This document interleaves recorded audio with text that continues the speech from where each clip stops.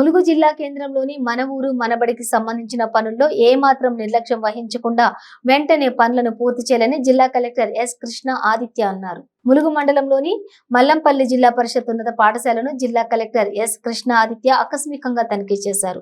ఈ సందర్భంగా కలెక్టర్ పాఠశాల ఆవరణలో జరుగుతున్న పనుల యొక్క నాణ్యతను పరిశీలించారు. పాఠశాలలో జరుగుతున్న పనులను వేగవంతం చేసి 10 రోజుల్లో పూర్తయ్యేలా అవసరమైన చర్యలు తీసుకోవాలని, ఈ విషయంలో ఏమాత్రం నిర్లక్ష్యం వహించినా చర్యలు తప్పవని హెచ్చరించారు.